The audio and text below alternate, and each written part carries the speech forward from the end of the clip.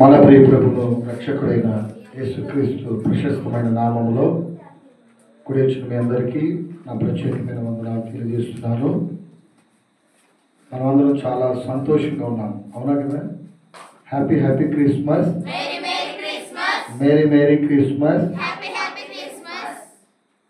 ఈ 2024 సంవత్సరము ఈ డిసెంబర్ నెల 25వ తేదీ ప్రపంచమంతా కూడా ఈ ఒక్కరోజే కాదు, ఈ నెలంతా కూడా ఆయన జన్మదినాన్ని జ్ఞాపకం చేసుకుంటున్నారు. మనమైతే ప్రతి సంవత్సరం కూడా ఈ 24వ తారీఖు లేదా 25వ తారీఖు ఈ 2 రోజులు కూడా పిల్లలతో కలిసి క్రిస్మస్ ఆరాధనలో, యవనస్తులతో కలిసి క్రిస్మస్ ఆరాధనలో, స్త్రీల సమాజంతో కలిసి క్రిస్మస్ ఆరాధనలో, కుటుంబాలుగా మనమందరం కలిసి ఈ క్రిస్మస్ ఆరాధనలో మనమందరం కూడా ఆనందిస్తున్నాం. హల్లెలూయా. క్రిస్మస్లో క్రీస్తు జన్మలో ఆనందం ఉన్నది. బైబిల్ చెప్తుంది, చూడండి, బైబిల్ తెరవండి అందరూ. లూకా సువార్త 2వ అధ్యాయంలో ఒక చక్కని మాట మనం అక్కడ జ్ఞాపకం చేసుకుంటున్నాం. 10వ వచనంలో ఒక దేవదూత అక్కడున్న మరియు ఆ దూత, భయపడకుడి, ఇదిగో ప్రజలందరికీ కలగబోవు మహా సంతోషకరమైన సువర్తమానము నేను మీకు తెలియజేయుచున్నాను. దావీదు పట్టణమందు నేడు రక్షకుడు మీ కొరకు పుట్టి ఉన్నాడు, ఈయన ప్రభు అయిన క్రీస్తు. హల్లెలూయా, హల్లెలూయా. దేవదూత చెప్తుంది ఈ మాట. ఈ మాట ఏదో ఒక మానవుడు చెప్పే మాట కాదు. పరలోకం నుండి దేవుని యొద్ద నుండి పంపబడిన దేవదూతలు, గాబ్రియేలు దూత ఈ లోకంలో ఉన్న ప్రజలందరికీ చెప్తున్న మాట, భయపడొద్దు. ఈ లోకంలో మానవుడు భయపడుతూ జీవిస్తాడు కదండి. మానవునికి ప్రతి క్షణము అనుక్షణము భయము. కొంతమందికి వ్యాధులంటే భయము, కొంతమందికి చీకటి అంటే భయము, కొంతమందికి స్టేజ్ ఎక్కడం అంటే భయము. ఈ విధంగా మనుషులు ఎన్నో భయాలతో మానవుడు జీవిస్తున్నాడు.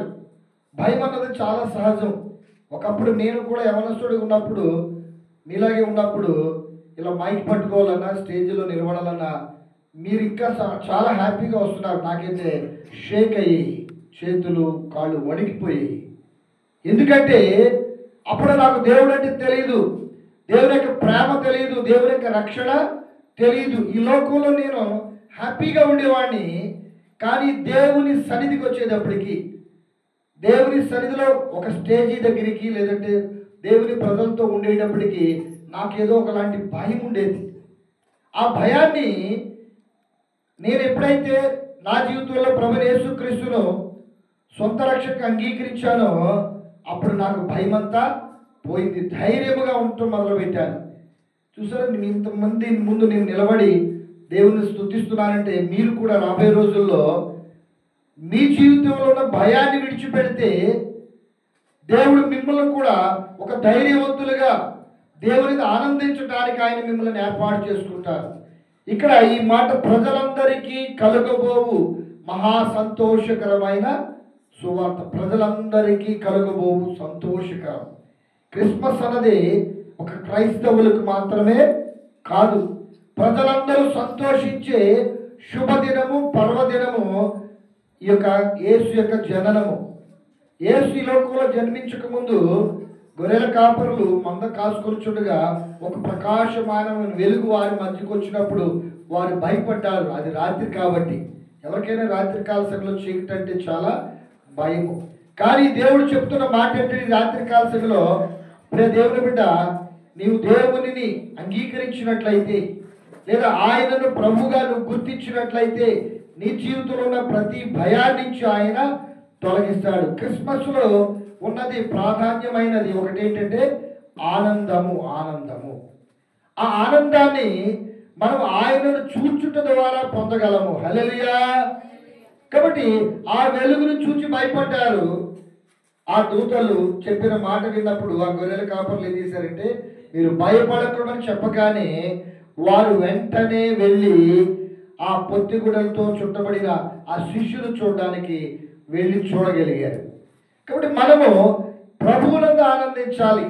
ఈ లోకంలో ఎన్నో విధాలుగా సంతోషించడానికి అనేక సందర్భాలు, అనేక సమయాలు, అనేక రీతులుగా మనం సంతోషించవచ్చు. కానీ ప్రభు యందు ఆనందించాలి. గొర్రెల కాపర్లకు దేవుడిచ్చిన గొప్ప ఆధిక్యత ఏంటంటే, మొట్టమొదటిగా ఈ సృష్టిలో యేసుక్రీస్తు శిష్యుడిగా ఉన్నప్పుడు, బాలుడిగా ఉన్నప్పుడు గొర్రెల కాపరులు దేవదూత మాట విని ఆ శిష్యుడిని, ఆ పొత్తిగుడలతో చుట్టబడిన ఆ బాలుని చూచారు కనుక వారిలో సంతోషమున్నది. వారే ఈ లోకానికి ఆయన సువార్తను ప్రకటించారు. జ్ఞానులు ఎప్పుడు చూశారో మీకు తెలుసా? జ్ఞానులు, తూర్పు దేశపు జ్ఞానులు ఆ నక్షత్రమును చూచి ఆ బాలుడైన శిష్యులు చూడడానికి వచ్చేటప్పటికి 2 సంవత్సరాల టైం పట్టింది. అప్పటికి యేసుప్రభువు వారు ఎదిగి పెద్దోడైపోయాడు కదా. కానీ మొదట చూసినది ఎవరంటే గొర్రెల కాపరులు, చదువు లేని వారు, పామరులు. మీరు అనుకోవచ్చు, మేము చదువు లేని వాళ్ళు, మాకేమీ లేదు, మాకు జ్ఞానం లేదు, మేము దేవుని మాటలు ఎలా వినగలం, మేము దేవుని సన్నిధికి ఎలా రాగలము, మేము పాపం చేశాము, మేము దేవునికి విరోధంగా మేము జీవిస్తున్నామని మీరు అనుకుంటున్నారేమో. కానీ ఈ రాత్రి కాల సమయంలో మీరు ఏ స్థితిలో ఉన్నా కానీ మనమందరము ఆనందించడానికి దేవదూత చెప్పిన మాట గొర్రెల కాపర్లు విన్నట్లుగా ఈ మన రాత్రికాల సమయంలో మనం దేవుని మాట విని, లేదా దేవుని యొక్క వర్తమానం విని మనం దేవుని దగ్గరికి వచ్చి ఆయనను చూచినట్లయితే మనం ఆనందించగలము. క్రిస్మస్లో ఏముందో చెప్పండి? ఆనందం ఉన్నది. ఆనందం పొందాలంటే ఆయనను మాత్రమే మనము చూడాలి. అందుకే అపోస్తలుడైన పౌలు ఫిలిప్పీయులకు రాసిన పత్రిక 4వ అధ్యాయం 4వ వచనం అంటాడు, ప్రభువునందు ఆనందించుడి, మరలా చెప్పుదును ఆనందించుడి. కాబట్టి మనం ప్రభువునందు ఆనందించాలి. గొర్రెల కాపర్లు భయపడుతున్నారు, కానీ వారు శిష్యులు చూసినప్పుడు వారు ఆనందించారు కదా. కాబట్టి మనం ఆనందించాలంటే యేసును చూడాలి, సిలువైన యేసుక్రీస్తును మనం చూడాలి. ఇక్కడ చక్కగా పిల్లలు నాట్యం చేస్తూ, పాటలు పాడుతూ, వాళ్ళు యాక్షన్ సాంగ్ చేస్తుంటే తల్లిదండ్రులకు మీరు ఎంత సంతోషిస్తున్నారండి? చాలా సంతోషిస్తున్నారు. నాకు తెలుసు, నేను కూడా మా పిల్లలు వేస్తుంటే నేను సంతోషిస్తాను, అది సహజం. కానీ మన పరలోకపు తండ్రి మనం ఆయన బిడ్డలుగా జీవిస్తూ ఆయన యందు మనం ఉన్నట్లయితే ఆయన కూడా మనల్ని బట్టి సంతోషిస్తాడు. హల్లెలూయా. ఈ లోకంలో మన పుట్టినరోజులు మనమే జరుపుకుంటాం, మన కేక్ మనమే కట్ చేసుకుంటాం, మన క్యాండిల్ మనం వెలిగించుకుంటాం. కానీ యేసుక్రీస్తు యొక్క జననము ప్రపంచమంతా జ్ఞాపకం చేసుకుని ఆనందించే పర్వదినం. హల్లెలూయా. ఈ లోకంలో ఎవరి జన్మదినాన్ని ప్రపంచమంతా చేసుకుంటారంటే అది భారతదేశం కాదు, అమెరికా కాదు, పాకిస్తాన్ కాదు, బంగ్లాదేశ్ కాదు, ఏ దేశమైనా, ఏ ప్రజలైనా, ఏ భాష వారైనా, ఏ ప్రాంతం వారు అయినా ఒక జన్మదినాన్ని జరుపుకుంటున్నారంటే అది యేసుక్రీస్తు జన్మదినాన్ని జరుపుతూ జ్ఞాపకం చేసుకుంటారు, ఆనందిస్తారు. కాబట్టి ఆయన ఈ లోకములో మనందరికీ ఆనందించడానికి, మనమందరం ఆనందించడానికి ఆయన ఈ లోకంలో మన కొరకు ఆయన జన్మించాడు. హల్లెలూయా. ఈ రాత్రికాల సమయంలో మనం ఆయనను చూడలేని వారికి ఉంటే మనలో భయం ఉంటుంది, మనలో దుఃఖం ఉంటుంది. మనలో దుఃఖము లేదా మనలో భయము పోవాలంటే మనం ఆయనను మనము చూడాలి. యెషయా గ్రంథము 61వ అధ్యాయము 10వ వచనంలో ప్రవక్త అయిన యెషయా చెప్పిన ఒక మాట మీకు జ్ఞాపకం చేస్తాను. యెషయా గ్రంథము 61వ అధ్యాయము 10వ వచనం. ఎవరైనా చదివి సహకరిస్తారా?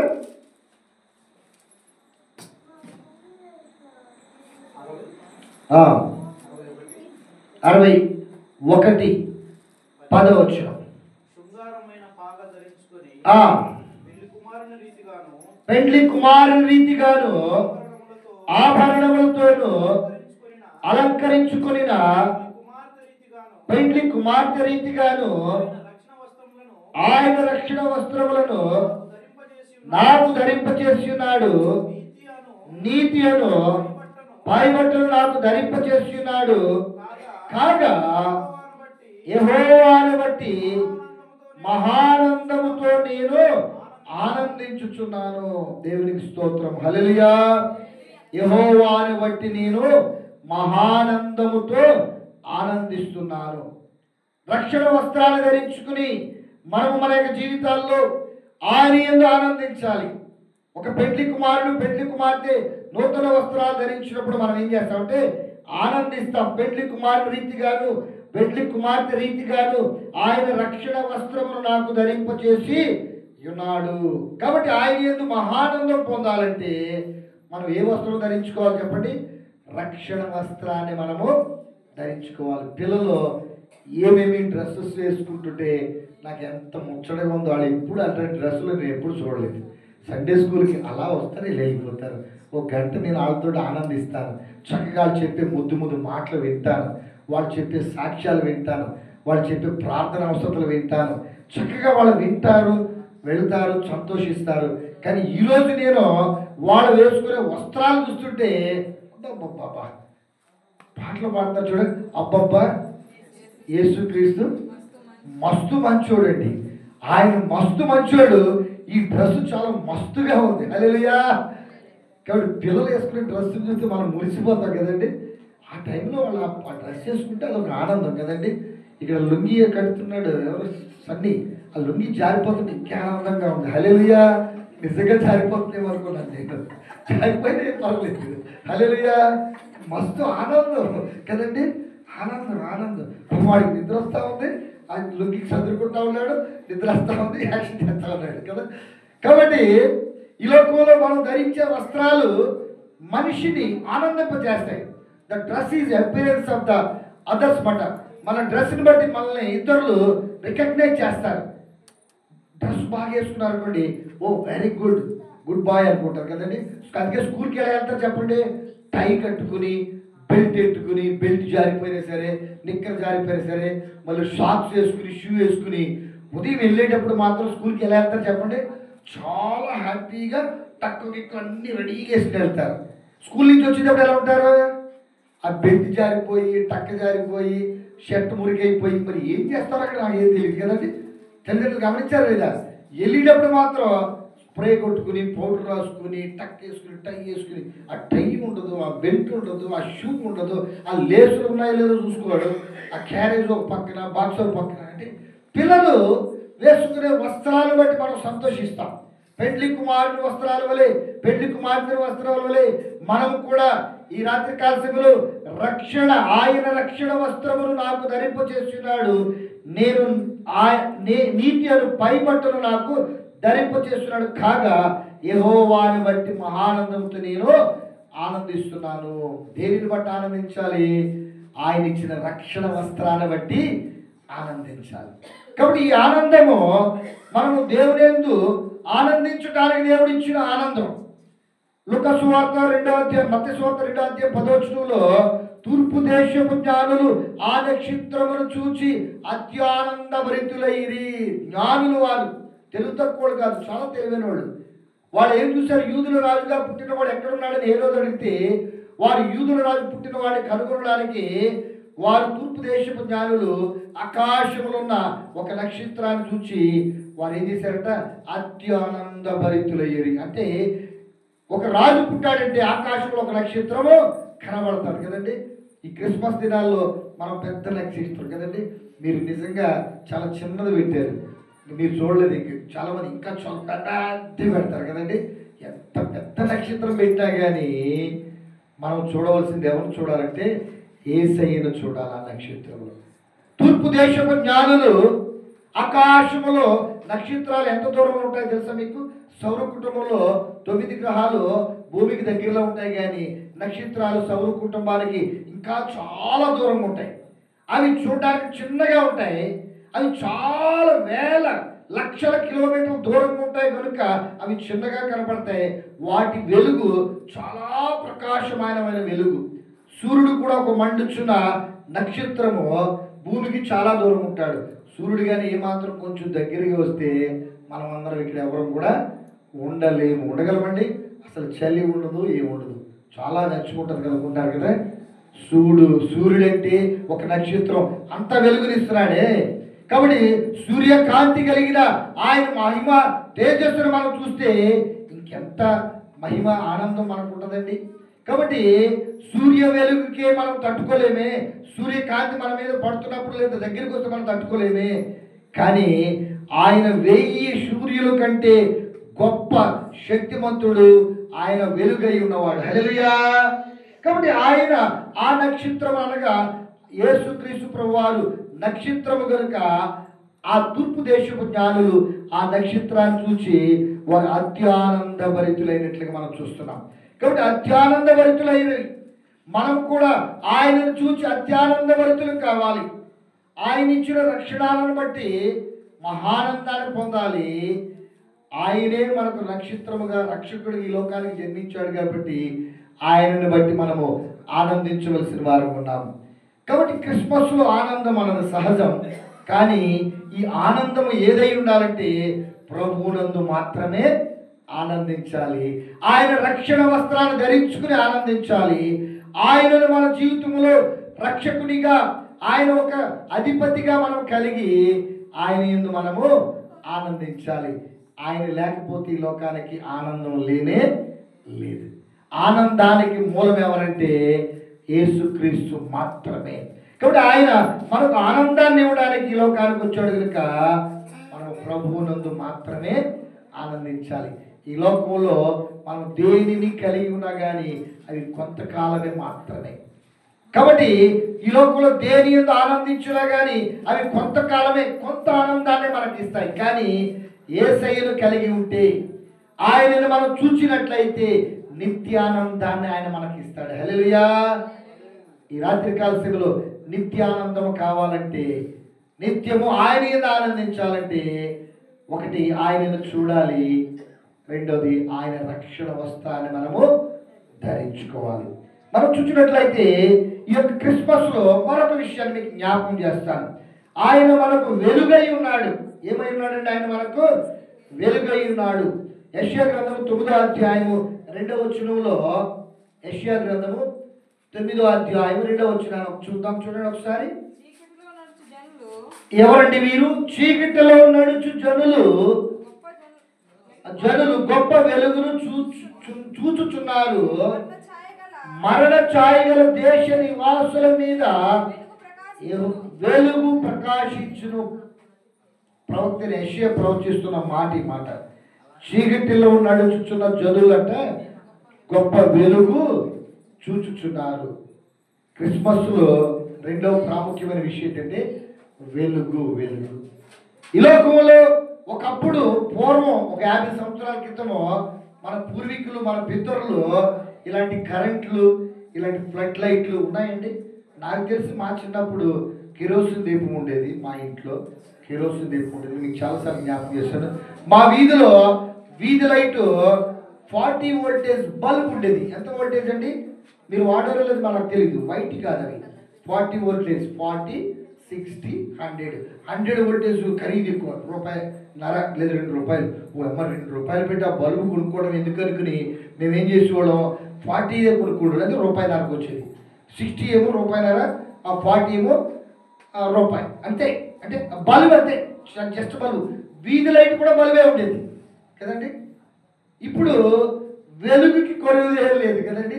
ఎక్కడ చూసినా లైట్లు వెలుగుమయం కదండి.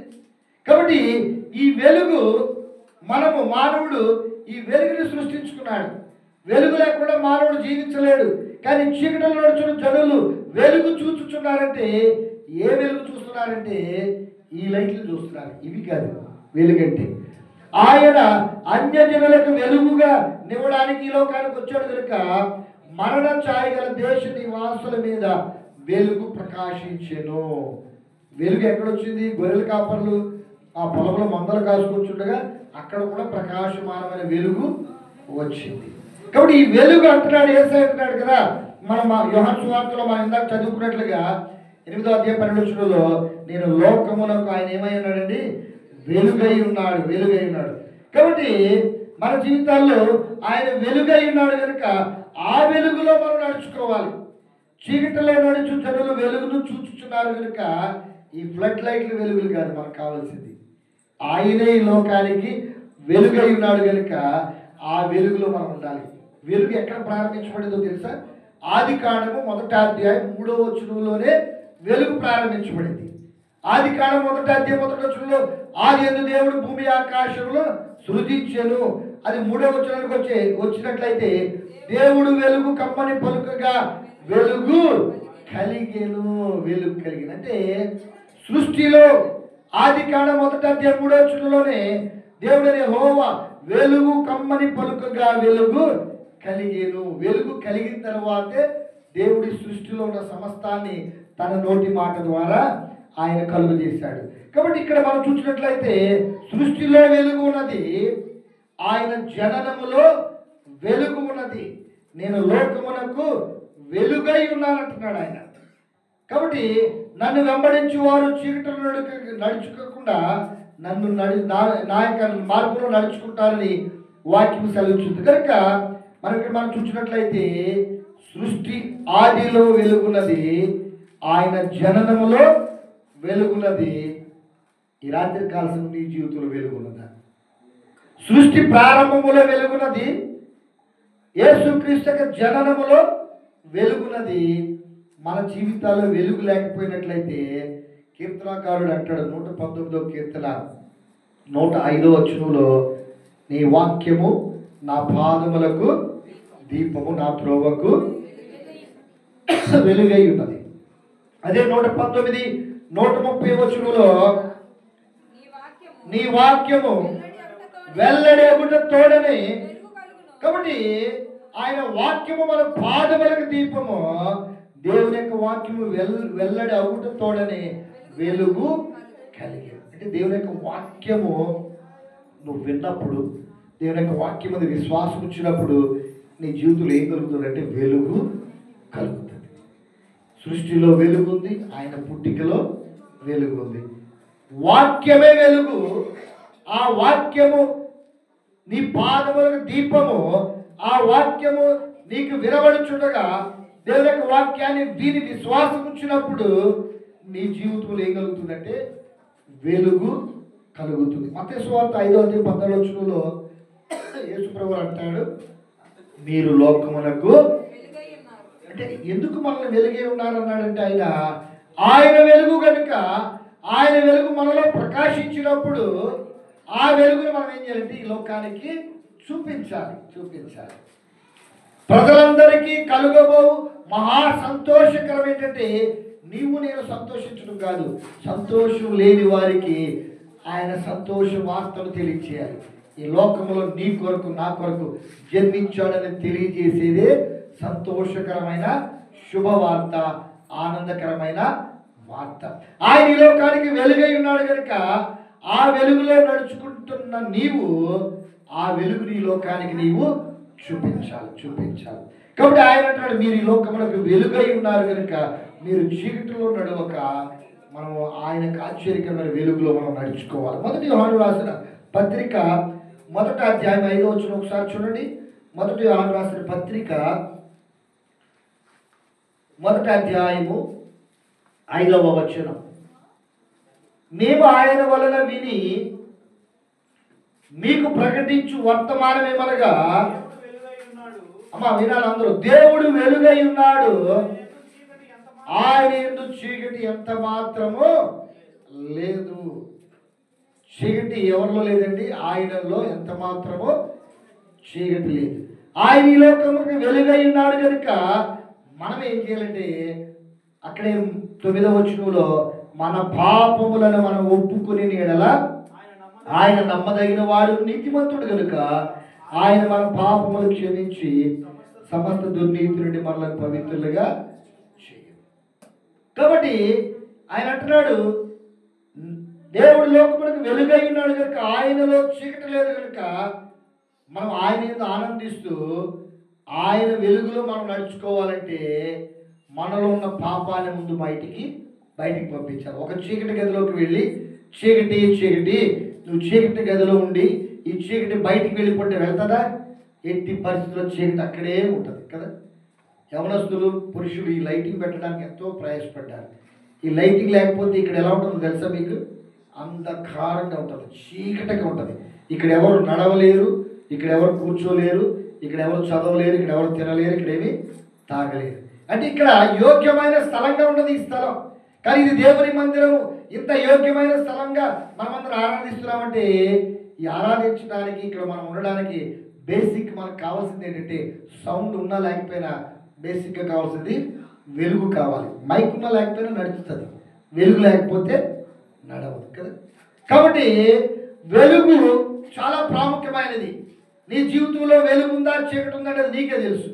ఒక వ్యక్తికి అనారోగ్యం వచ్చింది, అప్పుడు అనారోగ్యం ఉందో లేదా ఆరోగ్యం ఉన్నాడో ఆ వ్యక్తికి తెలుసు. డాక్టర్ దగ్గరికి వెళ్ళిన తర్వాత నాకు అనారోగ్యం ఉందని డాక్టర్ చెప్తే డాక్టర్ వైద్యం చేస్తాడు. కాబట్టి ఈ లోకంలో నీవు జీవిస్తున్నావు, ఈ లోకంలో నువ్వు వెలుగులో నడుచుకుంటున్నావో చీకటిలో నడుచుకున్నావు నీకు బాగా తెలుసు. కాబట్టి నీలో నీకు వెలుగు రావాలంటే మొదటగా నీలో ఉన్న చీకటి బయటికి వెళ్ళిపోవాలి. అలాగని చీకటి వెళ్ళిపోమంటది నీకు వెళ్ళిపోదు. వినుట ద్వారా విశ్వాసము కలుగును, వినున్నది క్రీస్తును కూర్చున్న మాట వలన కలుగును. కాబట్టి దేవుని యొక్క మాట వింటే నీ జీవితంలోనికి వెలుగు వస్తుంది. దేవుని విశ్వాసం ఉంచితే నీ జీవితంలోకి వెలుగు వస్తుంది.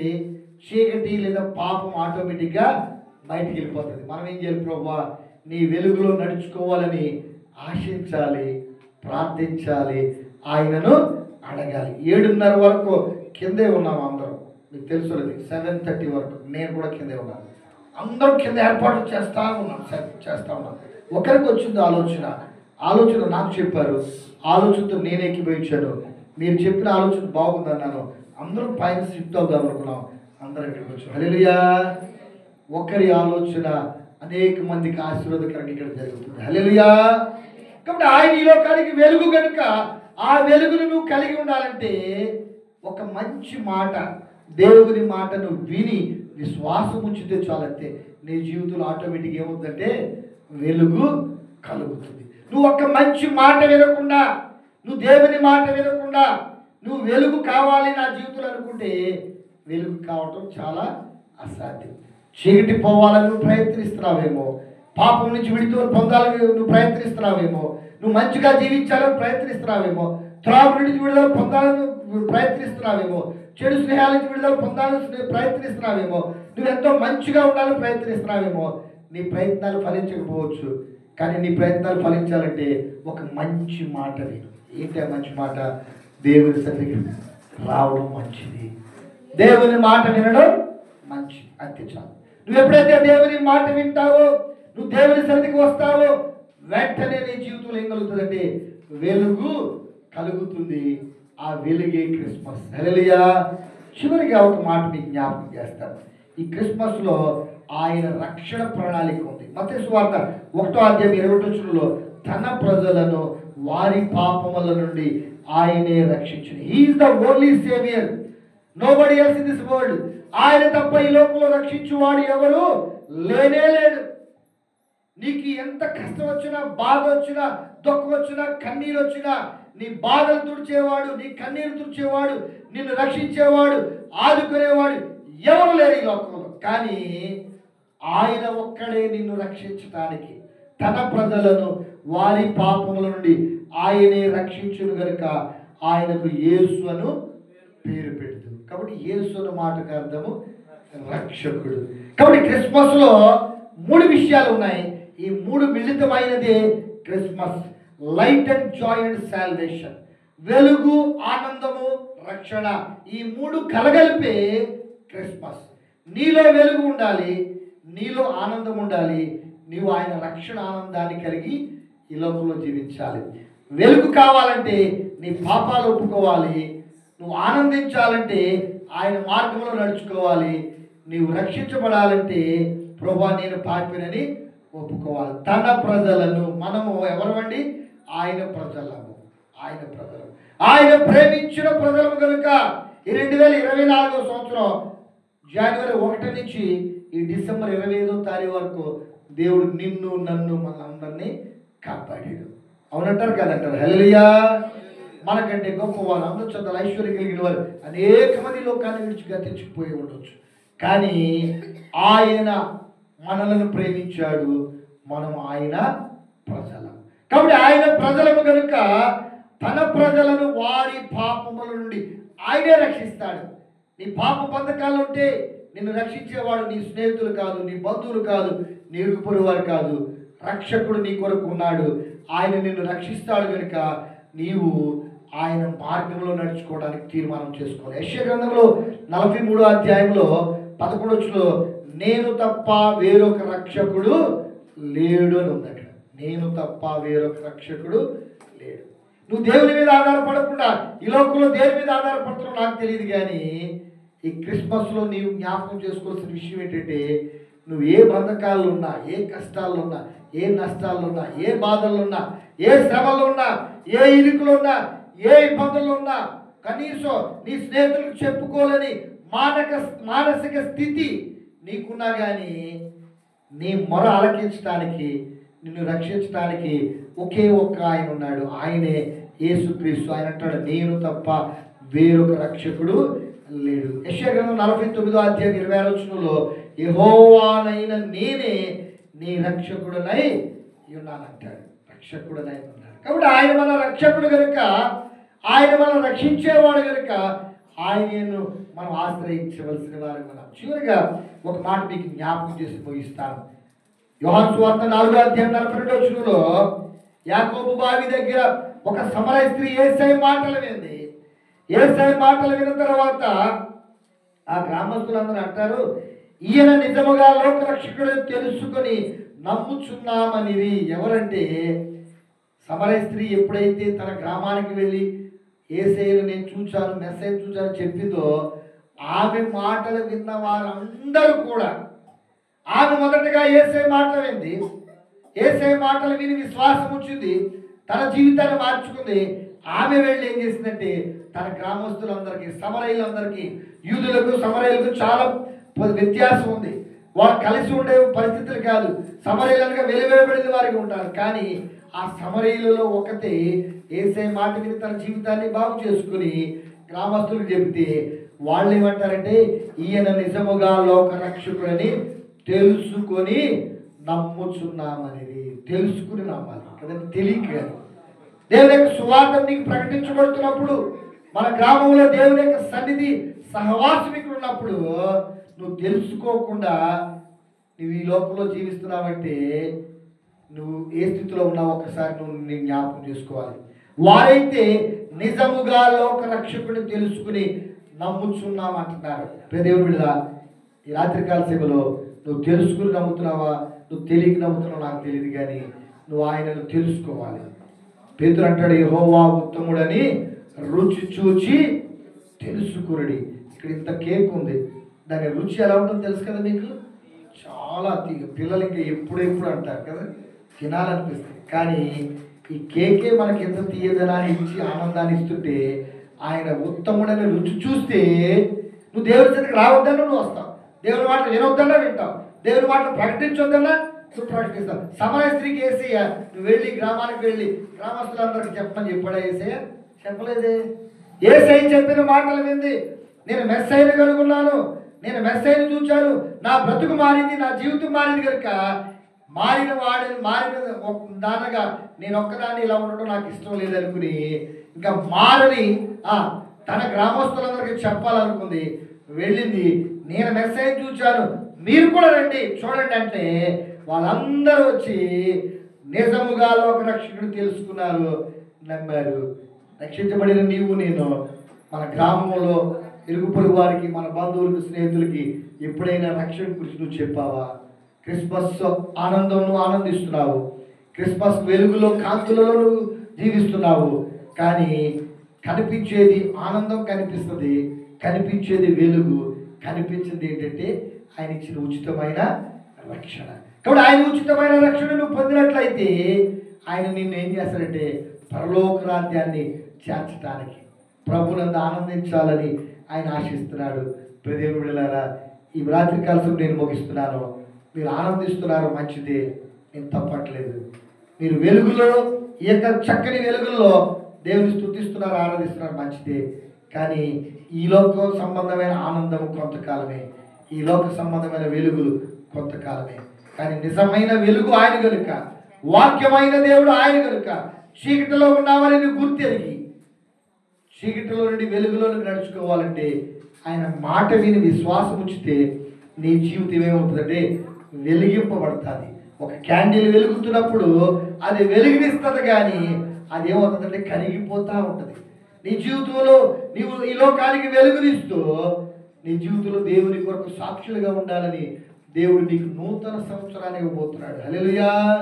కాబట్టి నూతన సంవత్సరం అడుగు పెడుతున్న నీవు ఆయన వెలుగు కనుక ఆ వెలుగును నీ హృదయంలో కలిగి, ఆయన ఆనందాన్ని ఇచ్చాడు కనుక ఆనందాన్ని నీ హృదయంలో కలిగి, ఆయన ఇచ్చిన ఉచితమైన రక్షణను పొందుకుని నేను ప్రభునందు ఆనందిస్తున్నాను, నేను ఈ లోకానికి వెలుగుగా ఉండాలని ఆశిస్తున్నాను, ఆయన సువార్తను ప్రకటిస్తున్నాను, నా కొరకు ఆయన మరణించాడు, ఆయన నా పాపాలు క్షమించాడు, నేను ఆయన బిడ్డగా జీవిస్తానని నువ్వు తీర్మానం చేసుకున్నట్లయితే ఈ లోపల అనేక మంది ఆయనను రక్షకుడిగా తెలుసుకోవడానికి, నమ్మటానికి సిద్ధంగా ఉన్నారు. నువ్వు వెళ్ళడానికి, ప్రకటించడానికి సిద్ధంగా ఉన్నావా? ప్రియదేవుని బిడ్డలారా, నువ్వు ప్రకటించినట్లయితే, ఆయన సువార్తను ప్రకటించినట్లయితే, ఆయన ప్రేమను ప్రకటించినట్లయితే ఆయన నీ యందు ఆనందిస్తాడు. మనం ఇక్కడ జరుగుతున్న కార్యక్రమాలను ఆనందిస్తున్నాం, కానీ ప్రభువుని ఆనందింప చేయాలంటే ఒకటే ఒక మార్గము, ఒకటి ఆయన వెలుగులో మనము నడుచుకోవాలి. రెండవది ఆయన యందు మాత్రమే ఆనందించాలి. మూడవది ఆయన రక్షణ సువార్తను మాత్రమే మనము ప్రకటించాలి. నువ్వు ఎప్పుడైతే ఆయన రక్షణ సువార్తను ప్రకటిస్తావో, మన కొరకు ఈ లోకానికి వచ్చిన రక్షకుడు మన పాపాలను క్షమించడానికి వచ్చాడన్న సంగతి నీవు తెలుసుకుని నిజముగా లోక రక్షకులను ప్రకటిస్తావో ఆయన ఆనందిస్తాడు. ఈ రాత్రి కాలసీమలో ప్రభుని సంతోషపెడదామా? మనం సంతోషిద్దామా?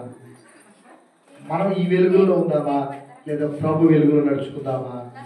ఈ లోకానికి సమరయ స్త్రీ తన గ్రామస్తులకి సువార్తను లేదా క్రీస్తు ప్రేమను ప్రకటించినట్లుగా మన గ్రామంలో అనేక మంది రక్షణ లేని వారికి దేవునికి సువార్త ప్రకటిద్దామా? తల వచ్చి కట్లు మూసుకుని వచ్చిన తీర్మానం చేసుకుని ప్రార్థన చేసుకుందాం. నువ్వు ఏ స్థితిలో ఉన్నావో నీకు తెలుసు. నీ స్థితి నుంచి ఆయన నిన్ను మార్చాలని ఆశపడుతున్నాడు. నీ ఉన్న స్థితిలోనే నువ్వు ఆనందిస్తున్నాను అనుకుంటున్నావు, కానీ నువ్వు ఆనందించవలసింది ప్రభువులో మాత్రమే.